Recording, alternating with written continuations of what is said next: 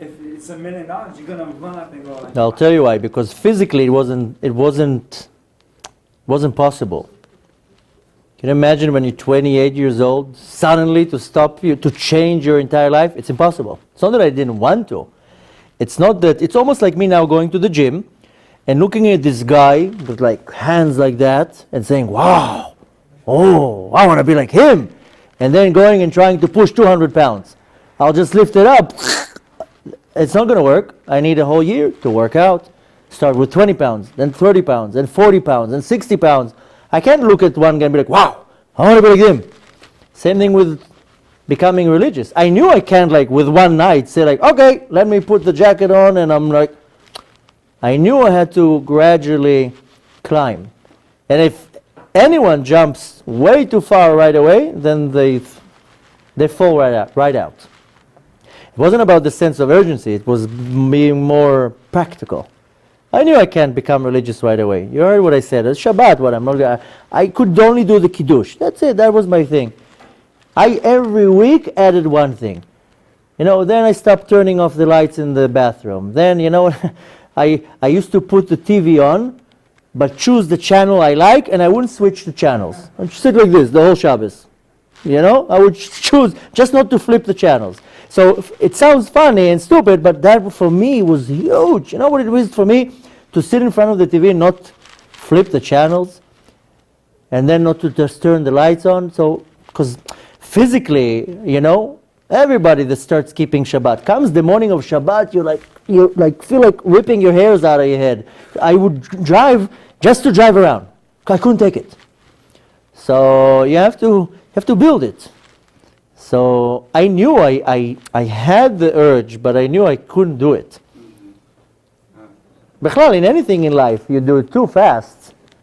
The faster you go up, the faster you go down. If you go you go up slowly, then you are secure that you're not going to crash too fast. It's not easy being Jewish. Yeah. So an experience like yours, it's for sure enough to get motivated and to get started, but later on the way, I'm sure you might have had some yeridot. Yeah, exactly. Yeah.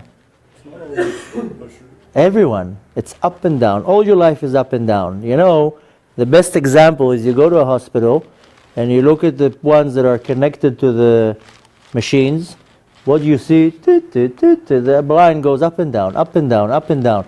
When somebody dies, the line is straight. Our life is up and down, up and down.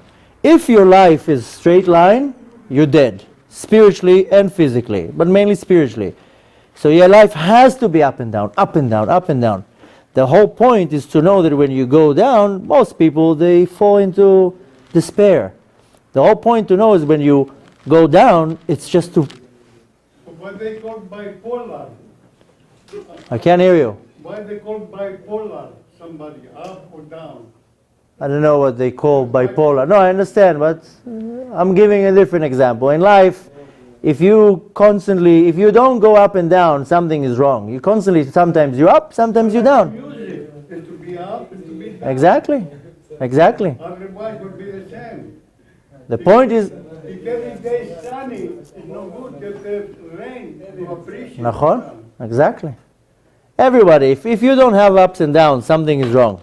When my life is steady, I'm afraid. I'm like, what is he planning now, this Yetzer Hara? He's probably preparing a big one. If everything is good for 2-3 months, I'm like, whoa. Probably he's now preparing a big explosion. So the point is to know that when you're down, is just to take a lot of air and to get momentum, and then you go back up. So it could be good to make Aliyah with a little insecurity. To be watchful. It really depends on the individual. Having insecurity is not a good thing in any way. Because you always have to have bitachon in Hashem. If you have a yerida, doesn't mean that you lose your bitachon in Hashem. Just means that, if I want to now run and jump over a big fence, I can't just jump over the fence. I have to go back, catch momentum, run real fast, and then I jump over the fence. So same thing, if Hashem pushes you down, because He wants you to get this momentum. But to have insecurity, that's insecurity in other things, maybe that's one thing. But in Hashem, if you have insecurity in Hashem, that's a big problem. Our own yeridot and not being good enough, not keeping 100%. That's what the Yetzer Hara wants you to feel, to get insecure. Not 100% where we want to be, we should still make Aliyah. Yeah. No, in regards to Aliyah to Eretz Yisrael, you want to be very secure in your Avodat Hashem. You don't want to be, iffy. I know a lot of people who started becoming religious. They went to Eretz Yisrael, 2-3 months, back. It's very easy to fall there. The power of the Klippah in Israel is very powerful. Why should that be? Why is it? Yeah. Because in Israel there's so much Kedusha, holiness, that ze lumat ze bara Elokim. Kadosh Baruch Hu, everything that He created the opposite, the leumat ze. So where there's a lot of Kedusha, there'll be a lot of Tumah, a lot of the other. It has to be balanced. And Israel is the highest Kedusha in the world, so the opposite will be just as hard. So it seems harder to be balanced there yourself because forces that are too strong. That's why you have to be very strong in your Avodat Hashem.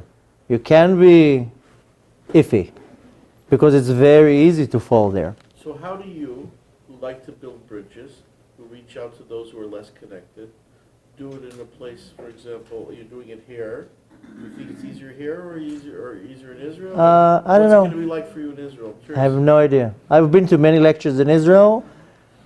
The ones who are prepared is as easy as here and even easier. The ones that are very far, that's a hard bridge to build.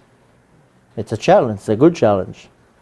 But I'm not expecting, I don't really, it doesn't sound nice. I don't really care if it's going to be hard or not. I know that's going to be my next stage. And some of the Israelis are very easy to work with. Some of them are hard. But the advantage is that I'm Israeli. My disadvantage in here is that I'm not American. I have a strong language barrier. It's hard for me to explain things. Do a good job. That's after 10 years, but my language is not good. In Hebrew, besides with Israeli, I have the slang. I was in the army, I have the jokes, I have the whole thing. It's totally different. Are you going to be able... Besides, I'm going to come back here for more lectures. That's not the... Like you had the guy in the army who